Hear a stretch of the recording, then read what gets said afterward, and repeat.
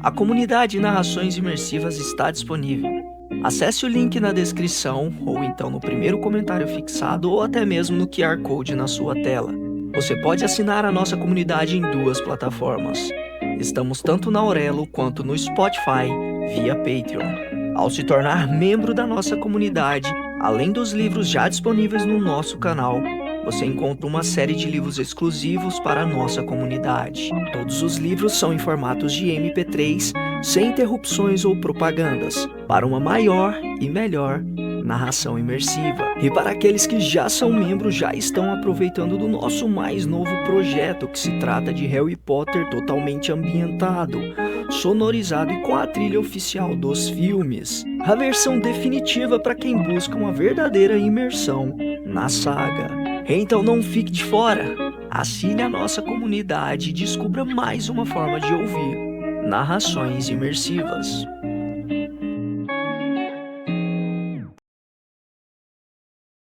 The Witcher, a saga do bruxo Geralt de Rivia. 7º livro, A Senhora do Lago, de Andrei Sapkowski. Narração Mauro Ramos. Os algozes se afastaram depois de colocar o nó de forca. Vasconhe fustigou o cano da bota com o chicote e disse secamente: "Se algum de vocês tiver algo para dizer, esta é a última oportunidade." "Viva a liberdade!" falou Cair Breaep de Ered. "O processo foi tendencioso", afirmou Orestes Cops, saqueador, ladrão e assassino. "Que se danem!" resmungou Robert Pilch, desertor. "Digam ao Sr. Dijkstra que me arrependo", declarou Jean Lenep, um agente condenado por corrupção e ladroagem. Realmente eu não queria", soluçou Itzvan Igalfi, ex-comandante de um forte, destituído do cargo e julgado pelos excessos cometidos com as prisioneiras, vacilando sobre um toco de bétula. O sol, que chegava como ouro derretido, explodiu sobre a paliçada do forte. Os postes das forcas projetavam no chão suas longas sombras. Um novo dia ensolarado nascia em Drakenborg. Era o primeiro dia de uma nova era. Vasconhe fustigou o cano da bota com o chicote, ergueu e abaixou a mão. Os tocos foram retirados com um pontapé de debaixo das pernas dos condenados. Todos os sinos de Novigrad dobraram. Os profundos gemidos dos enforcados ecoaram rebatidos pelos telhados, pelas mansardas dos sobrados dos comerciantes, e se desvaneceram pelas ruelas. Os rojões e os fogos de artifício explodiram no alto. A multidão vozeirava, aclamava, lançava flores, gorros, acenava com lenços, véus, flâmulas, inclusive com calças. "Viva a Companhia Livre! Viva! Viva os condottieiros!" Lorenzo Mola prestou continência à multidão e mandou um beijo para as belas burguesas. "Se pagarem com o mesmo entusiasmo com que nos aclamam, ficaremos ricos!" gritou acima da multidão. Que pena que Frontino não chegou para ver!" Júlia Abate-Marco falou com a garganta apertada. Pela rua principal da cidade andavam a passo calmo Júlia, Adam Adieu Pangrat e Lorenzo Mola, à frente da companhia vestida de gala, em perfeita formação de 4, alinhados com tanta exatidão que nenhum dos cavalos reluzentes, de tão limpos e escovados que estavam, avançava nenhuma polegada. Os cavalos dos condottieiros eram iguais aos seus cavaleiros, calmos e orgulhosos. Não se assustavam com as aclamações e os gritos da multidão. Reagiam às guirlandas e flores jogadas na sua direção, apenas meneando as suas cabeças ligeiramente, de maneira quase imperceptível. Viva os condottieiros! Viva Adieu Pangrat! Viva Doce Pateta! Júlia enxugou uma lágrima furtivamente, apanhando no voo um cravo lançado pela multidão, e disse: nem sequer sonhei com tamanho triunfo. Que pena, que Frontino. Você é romântica. Você se emociona, Júlia. Lorenzo Mola sorriu. Claro que me emociono. Atenção, olhem para a esquerda, olhem. Entesaram-se nas celas e viraram as cabeças para as tribunas e os tronos e sólios nelas expostos. Foltest está aí, Júlia pensou. Aquele homem barbudo deve ser Henselt de Caedwen. E aquele bonitão é Demawen de Aedirn. Aquela matrona deve ser a rainha Hedwig. E o moleque sentado ao seu lado é o príncipe Hadwid, o filho daquele rei assassinado. Coitado do garoto. Viva os condottieiros! Viva Júlia Batimarco! Viva Adieu Pangrat! Viva Lorenzo Mola! Viva o condestável Natalis! Viva os reis Foltest, Demawen, Henselt! Viva! Viva o senhor Dijkstra! Rugiu algum puxa-saco. Viva a sua santidade! Clamaram por entre a multidão alguns aclamadores de aluguel.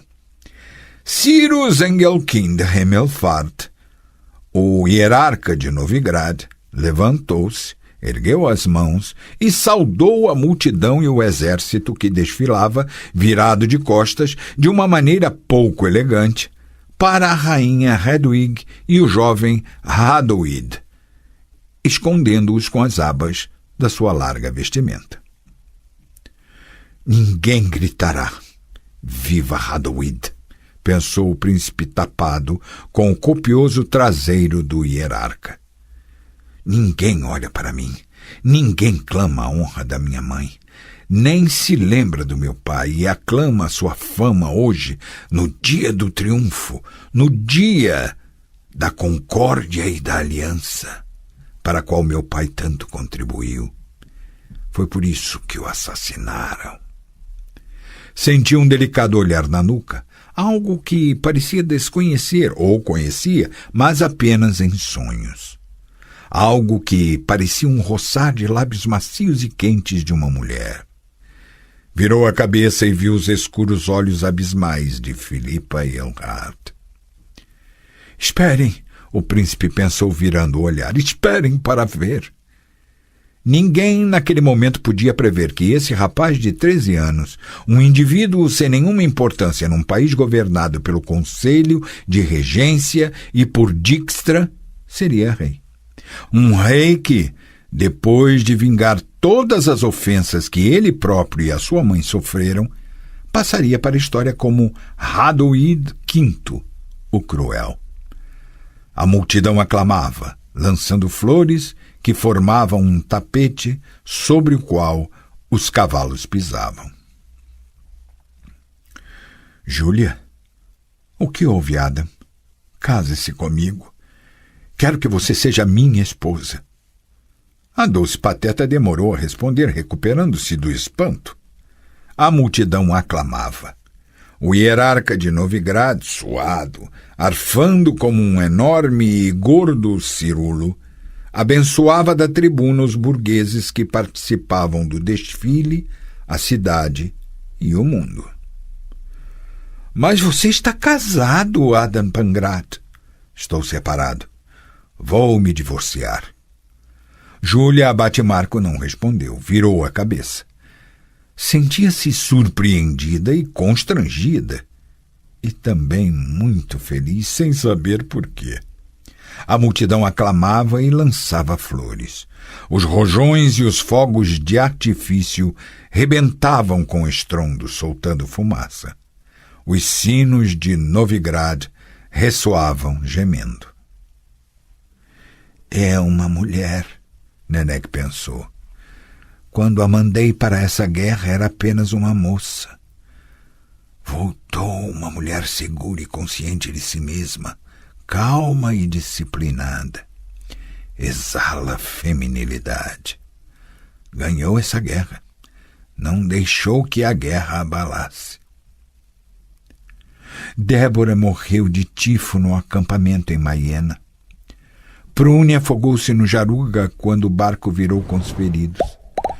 Mirra foi morta pelos elfos esquilos durante um assalto no hospital de campo em Armeria. Kate. Eorneid continuava a enumerar em voz baixa, mas confiante. Fale, minha filha. Nenek apressou-a delicadamente. Kate conheceu no hospital um Nilfgaardiano ferido. Eorneid pigarregou. Depois da afirmação da paz e da troca dos prisioneiros, seguiu com ele para Nilfgaard. Sempre falei que o amor não conhece limites ou barreiras. A corpulenta sacerdotisa suspirou. E o que aconteceu com Iola II? Está viva. Está em Maribor. Eorneid apressou-se a dar explicações. E por que não volta? A noviça baixou a cabeça e falou em voz baixa. Ela não voltará para o templo, mãe. Está no hospital do Sr. Milo van der Beek, aquele cirurgião metadilho. Diz que queria tratar as pessoas e que se dedicaria somente a isso. Perdoe a mãe Nenek. Eu perdoar? Tenho muito orgulho dela, a sacerdotisa bufou. Você se atrasou, Philippe Eilhard sibilou. Você se atrasou para a cerimônia da qual participam os reis. Por todos os diabos, Sigismund, a sua arrogância no que diz respeito ao protocolo já é tão conhecida que você não precisa ostentá-la desse modo, sobretudo num dia como o de hoje. Tive os meus motivos. Dijkstra reagiu com uma reverência ao olhar da rainha Hedwig e ao erguer das sobrancelhas do hierarca de Novigrad. Notou o franzir do senho do sacerdote Willemer e uma expressão de desdém no seu semblante, digno de ser cunhado em moedas do rei Foltest. Preciso falar com você, Phil. Filipa contraiu as sobrancelhas. A sós, de certo? Seria preferível. Dijkstra sorriu levemente. No entanto, se você achar conveniente, aceitarei fazê-lo na presença de outras pessoas. Por exemplo, das belas senhoras de Monte Calvo. Fale baixo. A feiticeira sibilou com um sorriso nos lábios. Quando estará disposta a me conceder audiência? Vou pensar e o informarei. Agora me deixe em paz. É a celebração solene, uma grande festa. Entenda isto como um lembrete, caso tenha esquecido. Uma grande festa? Estamos no limiar de uma nova era, Dijkstra. O espião deu de ombros. A multidão aclamava. Os fogos de artifício estouravam no céu. Os sinos de Novigrad dobravam em triunfo, anunciando a glória. No entanto, ressoavam de uma maneira estranhamente fúnebre. Segure as rédeas, Jarre, pediu Luciene. Estou com fome, vou comer alguma coisinha. Passe-me a correia, vou amarrá-la na sua mão. Eu sei, é difícil você segurá-la com uma mão só. Jarre sentiu seu rosto corar de vergonha e humilhação. Ainda não havia se acostumado. Ainda tinha a impressão de que o mundo inteiro só fitava o seu cotoco e a manga dobrada e costurada, que pensava apenas em ver a multidão para compadecer-se hipocritamente do aleijado e sentir uma falsa pena dele, embora no fundo da alma o desprezasse, visse como algo que perturbava a agradável harmonia de uma maneira desagradável só pelo fato de existir desagradável e impertinentemente, só pelo fato de se atrever a existir. Luciene, era preciso admitir, nessa questão destacava-se do restante das pessoas. Não fingia que não via, nem tinha a manha de prestar ajuda de uma maneira humilhante ou de sentir uma pena ainda mais humilhante. Jarre estava quase achando que a carroceira de cabelos claros o tratava de maneira natural, mas afastava essa ideia, não a aceitava, já que ele não conseguia tratar a si próprio de um modo normal. A carroça que levava os mutilados de guerra rangia e chiava. Após uma curta temporada de chuvas, veio o calor. Os buracos que se formaram sob o peso dos comboios dos carros do exército secaram e endureceram, transformando-se em cristas, arestas e corcundas de formas fantásticas pelas quais precisava passar o veículo puxado por 4 cavalos. Nos buracos maiores, o veículo saltava, trincava, a carroça balançava feito um navio durante uma tempestade no mar. Nessas horas, os soldados mutilados, a maioria com as pernas amputadas, xingavam, proferiam rebuscados e obscenos palavrões. Luciene, para não cair, encostava-se a Jarre e abraçava-o, compartilhando com generosidade o seu calor mágico. Uma estranha maciez e excitante mistura de cheiro de cavalos, correias, feno, aveia e do intenso suor de uma adolescente. A carroça passou por mais um obstáculo. Jarre apertou as rédeas enroladas no punho. Luciene, mordiscando alternadamente o pão e a linguiça, encostou-se ao seu lado. Viu seu medalhão de latão e aproveitou-se traiçoeiramente do fato de que uma das suas mãos estava ocupada com as rédeas. Opa! Você também foi enganado? É um amuleto relicário? Foi um espertalhão que inventou essas quinquilharias. Nesta guerra ele era muito procurado, só perdia para a vodka. Vamos ver o nome da moça que aparece gravado dentro. Luciene. Jarre ficou rubro como um caruru de cacho. Pareceu que as suas bagas estavam prestes a arrebentar e soltar sangue. Preciso lhe pedir que não abra. Perdoe-me, mas é um objeto pessoal.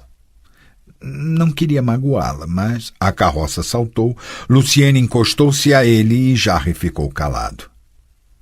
Cirila.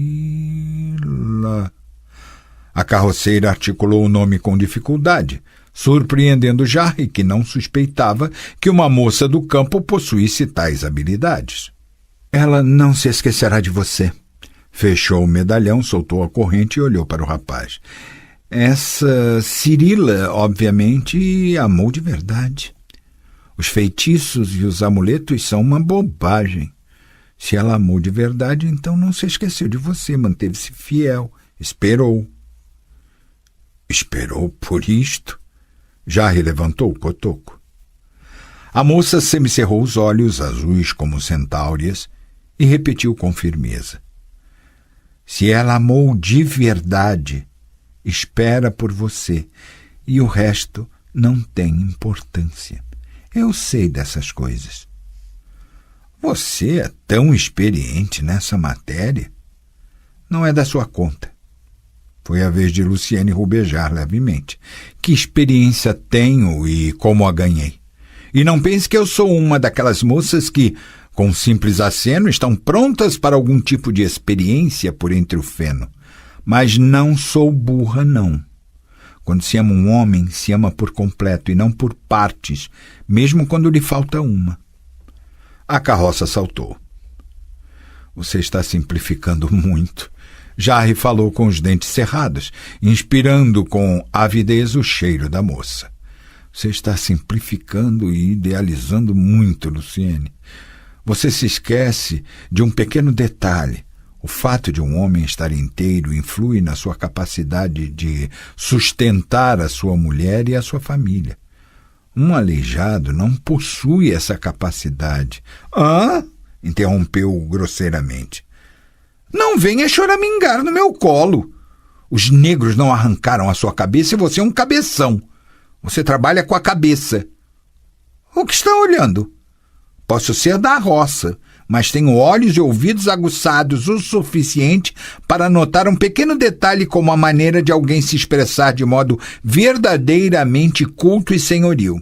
Além disso, abaixou a cabeça, tossiu. Jarre também tossiu. A carroça saltou. A moça terminou. Além disso, ouvi aquilo que os outros falavam, que você é escritor e sacerdote de um templo. Por isso mesmo você próprio percebe que essa mão é uma besteira, nada mais. A carroça já não saltava havia algum tempo, mas parecia que Jarre e Luciene não tinham percebido e nem sequer estavam preocupados com isso. A moça falou após um longo momento. Parece que eu tenho sorte com os estudiosos.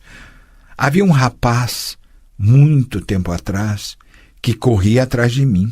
Sabia muito, havia estudado em academias, dava para perceber só pelo nome dele. E qual era o nome dele? Semester. Moça!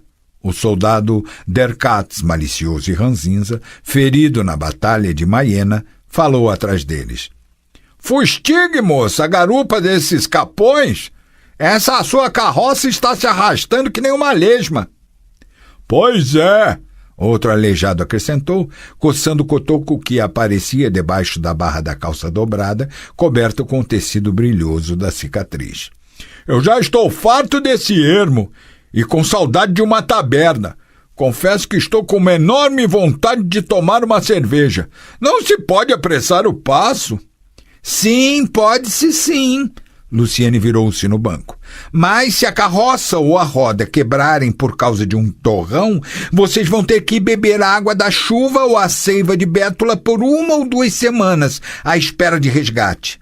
Vocês não vão conseguir andar sem ajuda e eu não vou poder carregá-los.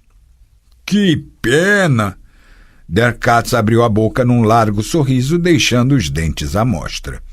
Pois eu passo as noites sonhando que você me carrega nas costas, isso é, por trás. Eu gosto assim. E você, moça? Seu pé rapado capenga, seu cretino fedorento, seu... Luciene gritou. Ao ver os rostos de todos os aleijados sentados na carroça cobrirem-se de uma palidez mortiça, cadavérica, parou. Mamãe, estávamos tão perto de casa. Um deles soluçou. Estamos lascados. Derkatz falou em voz baixa e desprovida de emoções. Simplesmente constatou um fato. E diziam, Jarre pensou, que já não havia os esquilos, que todos já tinham sido mortos e que, segundo diziam, a questão élfica estava solucionada. Eram 6 cavaleiros.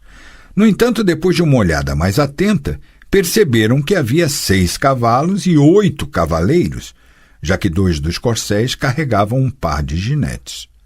O passo deles era rígido e sem ritmo. Andavam com as cabeças muito inclinadas e pareciam muito fracos. Luciene suspirou em voz alta. Os elfos aproximaram-se. Pareciam ainda mais fracos do que os cavalos. Nada sobrou do seu orgulho, da sua soberba, da sua carismática e elaborada singularidade. A vestimenta deles, normalmente bela e elegante, até no caso dos guerrilheiros dos comandos, estava suja, rasgada, manchada. Os cabelos deles, o seu orgulho e a sua característica, estavam arrepiados, emaranhados, cobertos por uma sujeira pegajosa e sangue coagulado. Os seus enormes olhos, na maioria das vezes presunçosamente desprovidos de alguma expressividade, pareciam um abismo de pânico e desespero. Nada sobrou da sua singularidade. A morte, o pavor, a fome e os maus tratos fizeram que se tornassem comuns, muito comuns. Deixaram, inclusive, de despertar medo. Por um momento já repensou que passariam por eles e desapareceriam na floresta do outro lado sem lançar nenhum olhar para a carroça ou para os seus passageiros, que deixariam atrás de si apenas esse horrível, repugnante odor que nada tinha a ver com o cheiro dos elfos, um odor que já reconhecia muito bem dos hospitais de campo. Era o odor de pobreza, urina, sujeira, feridas abertas. Os elfos passaram por eles sem olhar, mas nem todos. Uma elfa de longos cabelos grudados com sangue coagulado parou seu cavalo junto da carroça. Montava inclinada desajeitadamente na sela, protegendo a mão com a tipóia ensanguentada em volta da qual zuniam e revoavam moscas. Um dos elfos virou-se para ela e disse: "Toruviel, encadigne Luned." Num instante, Luciene percebeu do que se tratava, percebeu o que a elfa olhava. Era uma moça do campo, desde criança acostumada com a visão de um roxo e inchado espectro, a imagem da fome que se escondia atrás da quina do casebre. Por isso reagiu instintiva e infalivelmente. Estendeu um pão na direção da elfa. "Encadigne, Toruviel." O elfo repetiu. De todo o comando, era o único que trazia na manga rasgada do casaco empoeirado o distintivo de raios prateados da brigada Vrihed. Os aleijados na carroça, até então paralisados, imóveis, de repente estremeceram, como se tivessem sido reavivados por um feitiço mágico. Nas suas mãos, que estenderam na direção dos elfos, apareceram, como se por um efeito mágico, pedaços de pão, barras de queijo, nacos de salo e linguiça. E os elfos, pela primeira vez em 1 milênio, estenderam as mãos na direção dos humanos. Luciene e Jarre foram as primeiras pessoas que viram uma elfa chorar, engasgar soluçando. Ela não tentou enxugar as lágrimas que escorriam pelo seu rosto sujo, desmentindo a afirmação de que os elfos não tinham glândulas lacrimais. "Enca, digne." O elfo, com os raios na manga, repetiu com voz trêmula. Depois estendeu a mão para receber o pão de Derkatz. "Obrigado. Agradeço, humano", disse com uma voz rouca, esforçando-se para ajustar a língua e os lábios a uma língua estrangeira. Passado algum tempo, ao perceber que já podiam seguir, Luciene incitou os cavalos estalando a língua e sacudindo as rédeas. A carroça rangia e trincava. Todos permaneciam em silêncio.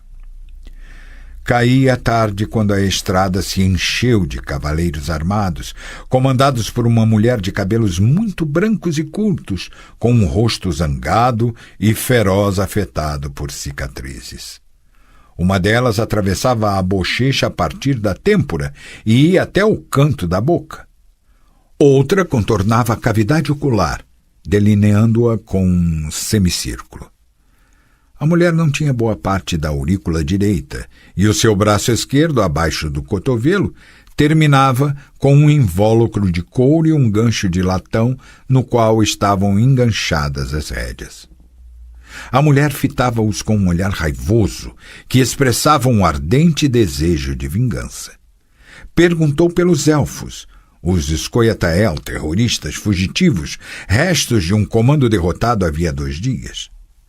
Jarre, Luciene e os aleijados desviaram o olhar da mulher manca de cabelos brancos e disseram, num balbucio, que não haviam encontrado nem visto ninguém. "Mentem", pensou Raila Branca, aquela que já havia sido Raila Negra. "Mentem, sei disso. Mentem porque sentem pena. Mas isso não tem importância. Eu, Raila Branca, desconheço esse sentimento." "Urra! Viva os anões! Viva Barclayels! Viva!" O calçamento de paralelepípedos ressoava com o estrondo produzido pelas botas ferradas dos veteranos da unidade voluntária. Os anões marchavam na sua formação habitual, em filas de 5, e o seu estandarte com martelos esvoaçava sobre a coluna. Viva Marrakã! Vivam os anões! Glória e fama para eles! De repente, alguém riu no meio da multidão. Algumas outras pessoas o acompanharam. E num instante todos caíram numa gargalhada. É uma ofensa, é um escândalo, é imperdoável! O hierarca de Novigrad Hamilfart arfou. Abomináveis desumanos! O sacerdote Villemer sibilou. Finjam que não estão vendo, Folteste aconselhou tranquilamente. Não deveriam tê-lo privado da subsistência, nem ter-lhes recusado provisões, Maeve falou em tom ácido. Os oficiais anões mantiveram a seriedade e a postura, empertigaram-se diante da tribuna e prestaram continência. Os suboficiais e soldados da unidade voluntária, no entanto, expressaram o seu descontentamento com os cortes no orçamento ordenados pelos reis e pelo hierarca. Alguns deles, ao passar pela tribuna, mostravam aos reis o braço dobrado. Outros faziam o segundo de seus gestos preferidos. Colocavam um punho com o dedo médio, teso e apontado para cima, o que, nos círculos acadêmicos, era conhecido como digitos infames, mas entre a plebe recebia outro nome, mais vulgar. Os rostos corados dos reis e do hierarca comprovavam o fato de que conheciam as duas denominações. Não deveríamos ter sido tão muquiranas com eles para não ofendê-los. É uma naçãozinha arrojada, Maeve repetiu. O uivador de Elskerdeg ululou, e a ululação se transformou em um canto macabro. Ninguém, entre aqueles que estavam sentados junto à fogueira, virou a cabeça. Borés Mun foi o primeiro a falar após um longo silêncio. O mundo mudou. A justiça foi feita. Bom, talvez esteja exagerando na questão da justiça. O peregrino esboçou um leve sorriso.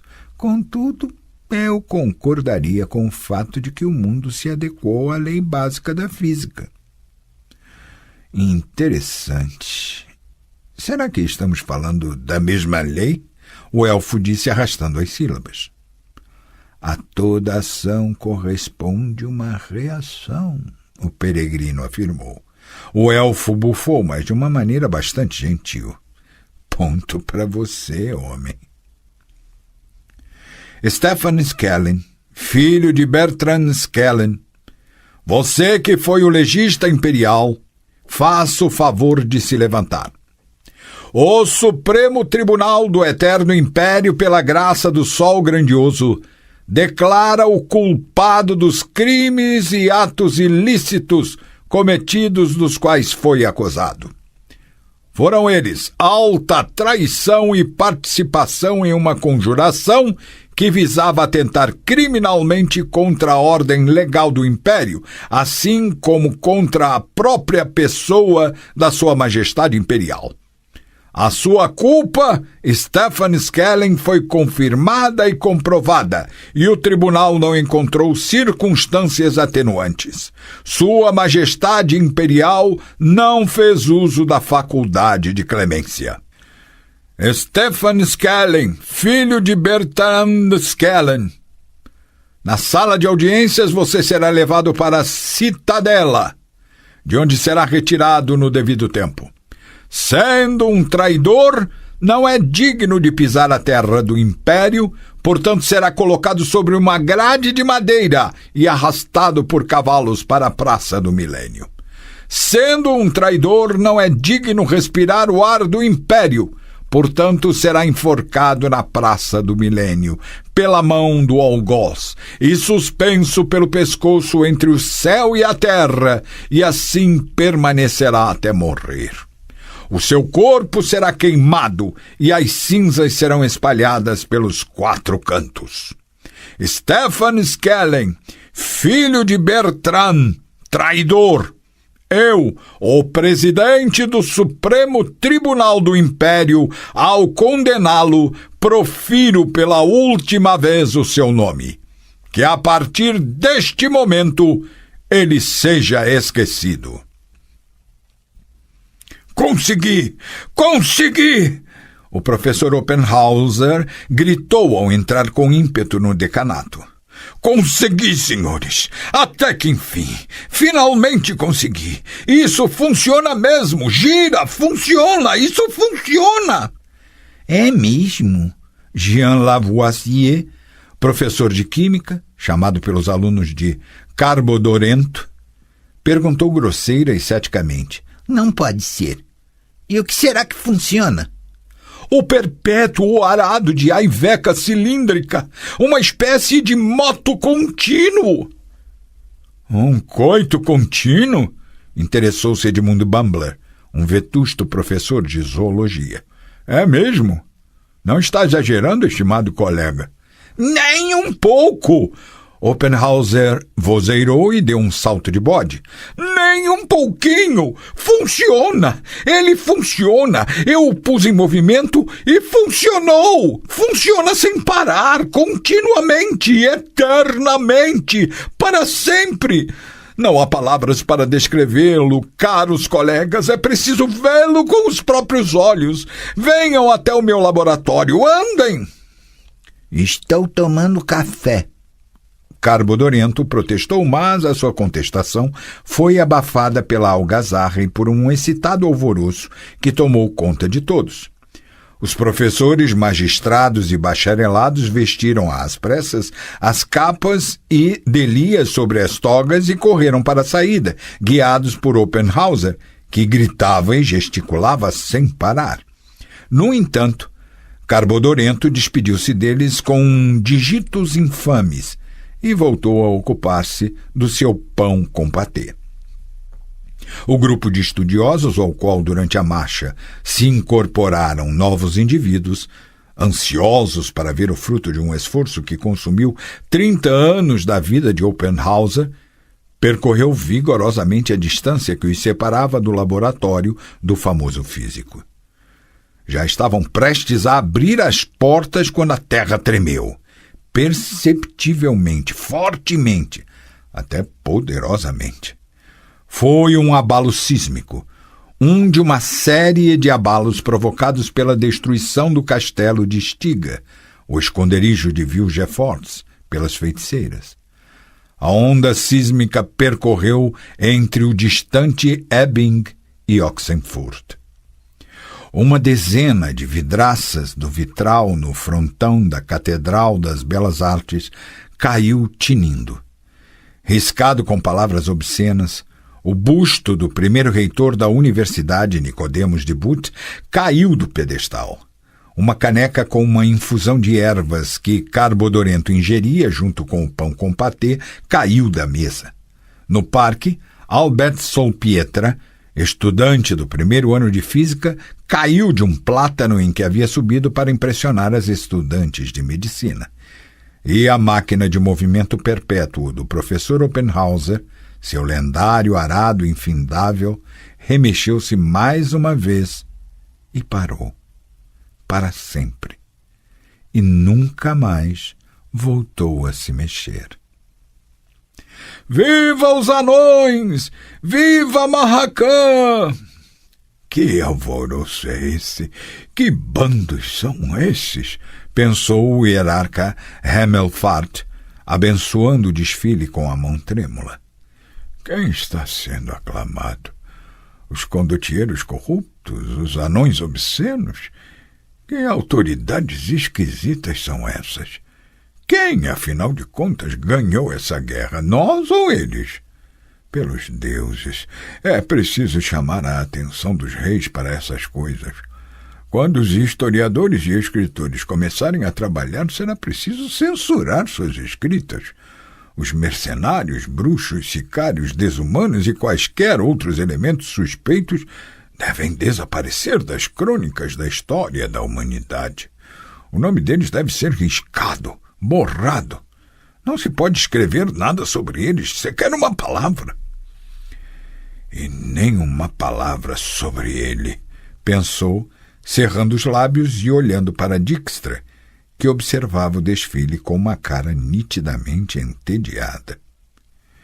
Será preciso, o hierarca pensou, dar ordens aos reis em relação a esse Dijkstra. A sua presença é um insulto para pessoas decentes. É um ímpio safardana. Que desapareça sem deixar nenhum vestígio e que seja esquecido. Está muito enganado, seu suíno tartufo purpúreo, Philippe Ehlhart pensou, lendo facilmente os buliçosos pensamentos do hierarca. Queria governar, ditar, ter influência? Queria decidir? Está muito enganado. Você pode decidir apenas sobre as suas próprias hemorroidas. Mesmo assim, até no seu próprio cu essas decisões não terão muita importância. E Dijkstra ficará pelo tempo que eu precisar dele. Um dia você cometerá um erro, o sacerdote Villemer pensou, olhando para os brilhosos lábios carmesim de Filipa. Um dia uma de vocês cometerá um erro. O que fará vocês se perderem será a presunção, a arrogância, o orgulho e as tramóias que vocês armam. A imoralidade, a atrocidade e a perversão às quais vocês se entregam e que reinam nas suas vidas. Tudo será revelado. O fedor dos seus pecados se espalhará quando cometerem um erro. Esse momento há de chegar. E mesmo que vocês cometam um erro, surgirá uma oportunidade para culpá-las por algo. Uma desgraça cairá sobre o ser humano, alguma calamidade, praga, talvez uma peste ou epidemia. E então serão culpadas pelo fato de não prevenirem a praga e não suprimirem as suas consequências. Vocês serão culpadas por tudo. E então acenderemos as fogueiras. Amarelão, o velho gato rajado que tinha esse nome por causa da pelagem, estava morrendo, e de uma maneira horrível. Esfregava-se no chão, estirava-se, arranhava a terra, vomitava sangue e muco, tomado por convulsões. Para piorar, estava com uma diarreia sanguinolenta. Miava, embora considerasse esse tipo de comportamento vergonhoso. Miava baixo e tristemente. Perdia as forças com rapidez. Amarelão sabia por que estava morrendo, ou pelo menos suspeitava o que estava matando. Alguns dias antes, um estranho navio cargueiro atracou no porto de Sintra. Era uma urca velha e muito suja, deteriorada, quase uma ruína. Catriona, anunciavam as quase impercebíveis letras na proa da urca. Obviamente, Amarelão não sabia ler essas letras. Uma ratazana desceu do estranho navio pelo cabo de atracação para o cais. Só uma. Ela estava despelada, sarnenta e torpe, e não tinha uma orelha. Amarelão matou-a. Estava com fome, porém um instinto impediu de comer o bicho repugnante. Mas algumas pulgas que tinham se espalhado no pelo do roedor passaram para o Amarelão e acomodaram-se na sua pelugem. O que esse maldito gato tem? Alguém deve ter envenenado ou enfeitiçado. Ah, nojento! Que bicho fedorento! Afaste-o das escadas, mulher! Amarelão estirou-se e abriu o focinho ensanguentado, mas não emitiu um único som. Já não sentia mais os golpes e as cutucadas da vassoura com os quais a dona da casa lhe agradecia pelos 11 anos de caça aos ratos. Expulso do quintal, agonizava na sarjeta cheia de espuma de sabão e urina. Na agonia, desejava aos humanos ingratos que também contraíssem a doença e sofressem do mesmo jeito que ele sofria. Seu desejo não demoraria a se realizar. E em grande escala, aliás, em enorme escala. A mulher que chutou e varreu Amarelão do quintal parou, levantou o vestido e coçou a batata da perna abaixo do joelho. Sentia comichão. Tinha sido picada por uma pulga. As estrelas acima de Elskerdeg piscavam intensamente. As faíscas da fogueira apagavam-se no fundo. Nem a paz de Sintra, nem aquele desfile pomposo de Novigrad podem ser considerados marcos ou pedras miliares, disse o elfo. Que tipo de conceitos representariam? O poder político não pode criar a história por meio de atos ou decretos. O poder político tampouco pode julgar a história, avaliá-la ou esquematizá-la. No entanto, nenhum poder, por causa da sua soberba, aceitará essa verdade. Uma das manifestações mais gritantes da arrogância dos humanos é a chamada historiografia, que é simplesmente uma tentativa de proferir opiniões ou vereditos sobre aquilo que vocês denominam os tempos passados. É algo característico dos humanos e deriva do fato de que a natureza lhes concedeu uma vida efêmera, própria dos insetos ou das formigas, com expectativa média de vida abaixo de 100 anos.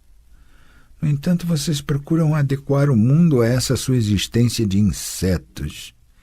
E a história é um processo ininterrupto, não termina nunca. Não há como dividir a história em segmentos, daqui até ali, de uma data a outra. Não há como definir a história, nem mudá-la com um discurso proferido por um rei mesmo depois de ganhar uma guerra. Não entrarei nessa disputa filosófica, falou o peregrino. Como já havia dito, eu sou um homem simples e pouco eloquente.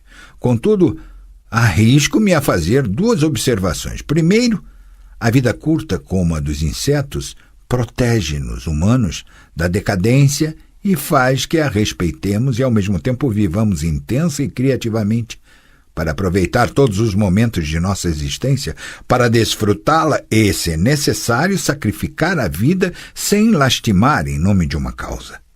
Digo e penso como um humano, mas os longevos elfos também pensavam da mesma maneira quando lutavam e morriam nos comandos dos Scoia'tael. Se eu estiver errado, corrijam-me, por favor. O peregrino esperou o tempo que convinha, mas ninguém o corrigiu. Ele retomou seu discurso. Segundo, parece-me que o poder político, embora incapaz de mudar a história por meio da sua atuação, pode criar uma ilusão, uma imagem enganadora dessa capacidade. O poder usa esse tipo de métodos e instrumentos. Usa sim, o elfo confirmou virando o rosto. Eis o X da questão, senhor peregrino.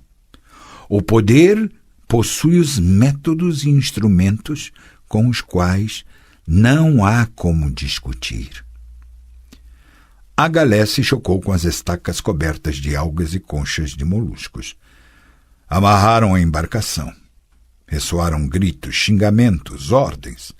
As gaivotas que caçavam restos boiando sobre a água verde e suja do porto gritavam. No cais havia um amontoado de pessoas, a maioria delas fardadas. É o fim do trajeto, senhores elfos, falou o comandante do comboio nilfgaardiano. Estamos em Diligen. Desembarquem. Já estão à espera dos senhores. Era verdade. Realmente já os aguardavam. Nenhum dos elfos, e certamente também Faeltiarna, havia acreditado nas promessas de um julgamento justo e de anistia. Os Scoia'tael e os oficiais da brigada Vrihed não alimentavam nenhuma ilusória esperança a respeito do destino que os aguardava além do Jaruga. A grande maioria conformou-se com isso e assumiu uma postura estoica que chegava a beirar resignação. Achavam que nada poderia surpreendê-los, mas estavam equivocados. Foram empurrados ao tinir e estrugir das algemas para desembarcarem da galé, instigados até o mole e depois até o cais, por entre 2 fileiras de soldados armados. Havia também civis cujos olhos corriam apressadamente, saltando de um rosto ao outro, de uma silhueta a outra. Os selecionadores, Faeltiarna pensou. E não estava equivocado. Não podia contar com a sorte do seu rosto deformado passar despercebido. E não contava. Senhor Insengrim Faultiarna, o Lobo de Ferro? Que bela surpresa! Venha até aqui, por favor. Os soldados retiraram-no das fileiras. Vafael! Coinear da Rio gritou para ele, reconhecido e retirado por outros que usavam uma gorjeira com a águia redânia. Sevedskaerdea! Vocês se encontrarão, mas só se for no inferno, sibilou o civil que selecionara Faultiarna. Já estão à espera dele lá em Drakenborg. Ei, você, pare! Por acaso não é o Sr. Riordain? Peguem-no! Foram retirados apenas eles 3. Só 3. Faultiarna entendeu e, de repente, para o seu espanto, começou a temer. Vafael Fraeren! Gritou para seus companheiros, tinindo as cadeias. Angus Bri Cri, retirado da fila. O soldado empurrou com brutalidade. Não foram levados para muito longe. Chegaram a uma das barracas perto do cais, junto da bacia portuária, sobre a qual balançava um bosque de mastros. O civil deu um sinal. Faultiarna foi empurrado contra um poste, contra uma estaca sobre a qual arremessaram uma corda e à qual amarraram um gancho de ferro. Riordain e Angus foram ordenados a se sentar sobre 2 bancos colocados no chão de terra batida. Senhor Riordain, Senhor Bicri, foram beneficiados pela anistia. O tribunal decidiu conceder-lhes clemência. O civil falou com frieza. No entanto, a justiça tem que ser feita, acrescentou, sem esperar pela reação. E as famílias daqueles que vocês assassinaram pagaram para que isso se concretizasse. A sentença foi proferida. Riordain e Angus nem conseguiram gritar. Foram estrangulados com os laços das cordas arremessadas de trás, apertados nos seus pescoços, depois derrubados junto dos bancos e arrastados pelo chão de terra batida. Ao tentarem inutilmente arrancar com as mãos algemadas os nós de forca que cortavam os seus pescoços, os carrascos ajoelharam-se sobre os seus peitos. Reluziram e caíram facas. O sangue jorrou. Nem os nós conseguiam abafar os seus gritos, guinchos que faziam os cabelos arrepiar. O procedimento foi longo, como sempre. Virando a cabeça devagar, o civil afirmou. A sua sentença, Sr. Faultiarna, recebeu uma cláusula adicional, um suplemento. Faultiarna não tinha a menor intenção de esperar nenhum suplemento. A trava das algemas que o elfo tentava abrir, havia 2 dias e 2 noites, caiu do seu pulso como por um toque de uma varinha mágica. Um terrível golpe da pesada corrente derrubou os 2 soldados que o vigiavam. Faultiarna saltou e chutou o outro no rosto, golpeou o civil com as algemas, caiu sobre a pequena janela da barraca envolta numa teia de aranha e passou voando por ela, arrancando o caixilho e o batente, deixando um rastro de sangue e farrapos da vestimenta nos pregos. Tombou com estrondo sobre as tábuas do mole. Cabriolou, viravolteou e mergulhou na água, por entre os botes de pescadores e barcaças. A pesada corrente, ainda presa ao seu punho direito, puxava-o para o fundo. Faultiarna lutava.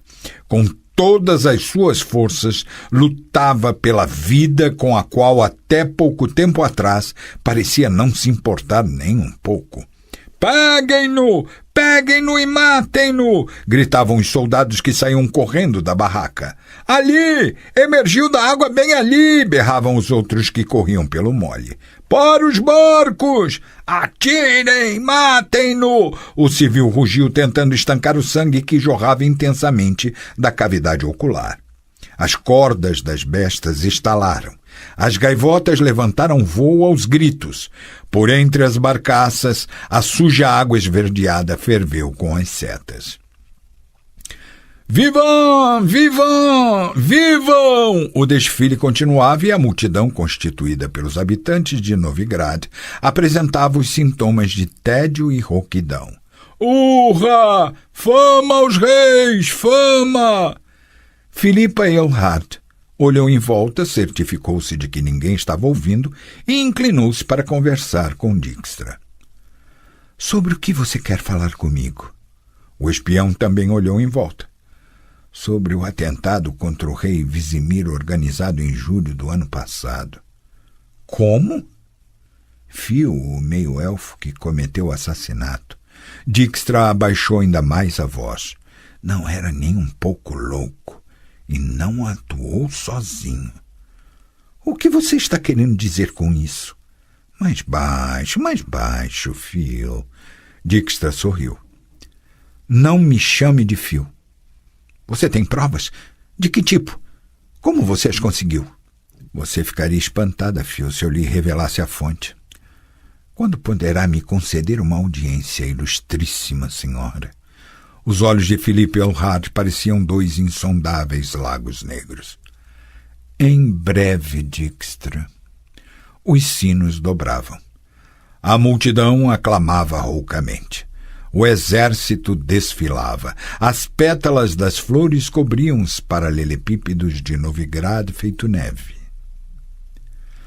Você ainda está escrevendo?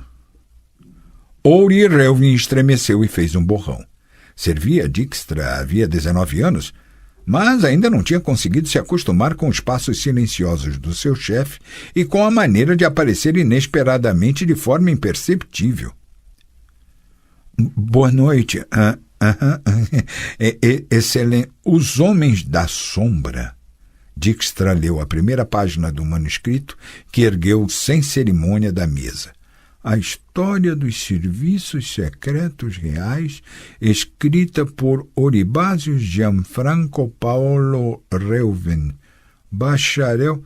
Nossa, Ori! Você é um homem velho e escreve esse tipo de besteiras? Vim me despedir, Ori. Helvin olhou surpreso para ele. O espião continuou sem esperar que o secretário pigarreasse. Você vê, fiel companheiro, eu também estou velho. E, além disso, parece que também tolo. Eu disse uma palavra a uma pessoa, só uma, apenas uma palavra. Mas foi uma palavra a mais, e para uma pessoa a mais. Escute bem, Ori. Está escutando? Ori Helvin arregalou os olhos rapidamente e meneou a cabeça num gesto de negação. Dijkstra ficou calado por um momento. Após um instante afirmou. Não está ouvindo, mas eu os ouço, em todos os corredores. As ratazanas correm pelo castelo de Tretogor, Ori. Estão vindo para cá. Aproximam-se nas pontas dos seus macios pés de ratazanas. Surgiram da sombra da escuridão, negros, mascarados, ágeis como ratazanas.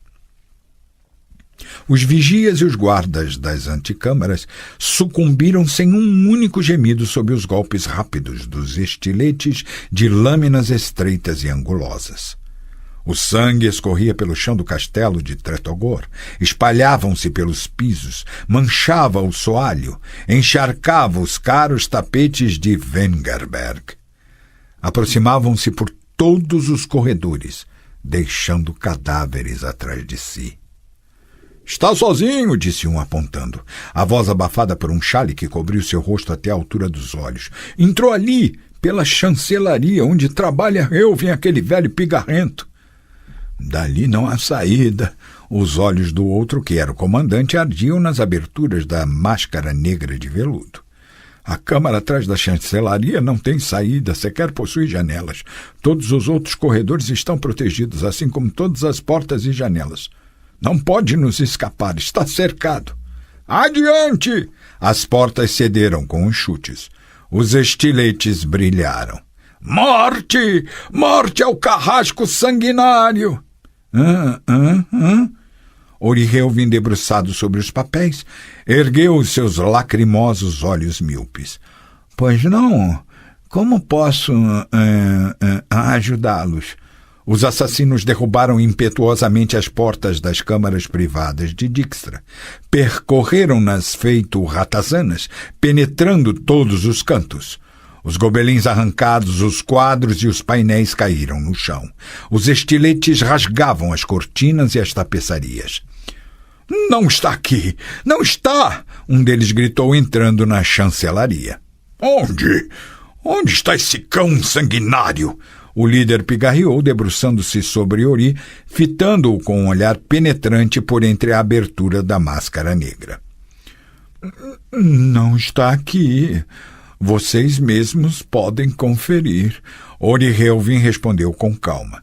Onde está? Fale! Onde está Dijkstra? Eu sou, por acaso, o guardião do meu irmão? Ori tossiu. Você morrerá, seu traste! Eu estou velho, doente e muito cansado. Não tenho medo nem de vocês, nem das suas facas. Os assassinos saíram correndo, desocupando as câmaras. Desapareceram tão rápido como surgiram. Não mataram Ori Helvin. Eram sicários. E nas ordens que tinham recebido, não havia nenhuma menção a Ori Helvin. Oribásios Gianfranco Paolo Helvin, bacharel em Direito, passou 6 anos em diversas prisões, incessantemente interrogado por sucessivos investigadores sobre coisas e assuntos variados que, com frequência, pareciam não ter sentido. Foi solto após 6 anos. Naquela altura, já estava muito doente. Todos os seus dentes haviam sido danificados pelo escorbuto, os cabelos pela anemia, a visão pelo glaucoma e a respiração pela asma. Os dedos de ambas as mãos foram quebrados nos interrogatórios. Chegou a viver em liberdade por menos de 1 ano. Morreu no asilo de um templo, pobre e esquecido. O manuscrito do livro Os Homens da Sombra, a história dos serviços secretos reais, desapareceu sem deixar rastro. O céu no leste clareou. Uma pálida auréola, o anúncio da alvorada, surgiu sobre os montes. Todos os que estavam sentados em volta da fogueira permaneciam imersos em silêncio havia um longo momento. O peregrino, o elfo e o rastreador olhavam calados para o fogo que se apagava. O silêncio pairava sobre Elskerdeg. O espectro que uivava ficou entediado com a ululação inútil e foi embora. Deve ter entendido por fim que nos últimos tempos os 3 homens sentados à fogueira haviam visto atrocidades demais para se inquietarem com um espectro qualquer. Boresmun, olhando para a brasa cor de rubi na fogueira, de repente falou. Se for para caminharmos juntos, então precisaremos superar a desconfiança. Deixemos para trás o passado. O mundo mudou. Diante de nós há uma nova vida. Algo terminou. Algo começa. Diante de nós. Parou. Tossiu. Não tinha o costume de proferir discursos desse tipo, não queria passar por ridículo. Mas os seus companheiros não riam. Boré sentia que exalavam generosidade. Com uma voz mais confiante, terminou. Diante de nós está o passo Elskerdeg e depois dele Zerricânia e Ekland. Temos um longo e perigoso caminho à nossa frente. Se é para o percorrermos juntos, superemos a desconfiança. Sou Boresmun. O peregrino que usava um chapéu de aba larga levantou-se, aprumando sua poderosa figura, e apertou a mão que lhe foi estendida. O elfo também se levantou. O seu rosto horrivelmente deformado contraiu-se de uma forma estranha. Depois de apertar a mão do rastreador, o peregrino e o elfo estenderam a mão na direção dele. O peregrino falou. O mundo mudou, algo terminou. Sou Sigurhelven. O elfo contorceu seu rosto, cheio de cicatrizes em forma de algo que, de acordo com todos os indícios, era um sorriso, e disse: algo começa. Sou Wolf Isengrin. Apertaram-se as mãos, de modo rápido, forte, até violento. Por um momento pareceu que essa atitude era o prelúdio de um combate, e não um gesto de concórdia. Mas só por um momento. A lenha na fogueira soltou chispas, comemorando o acontecido com um alegre fogo de artifício. Boresmund abriu um largo sorriso e declarou: que os diabos me carreguem se isto não for o início de uma bela amizade.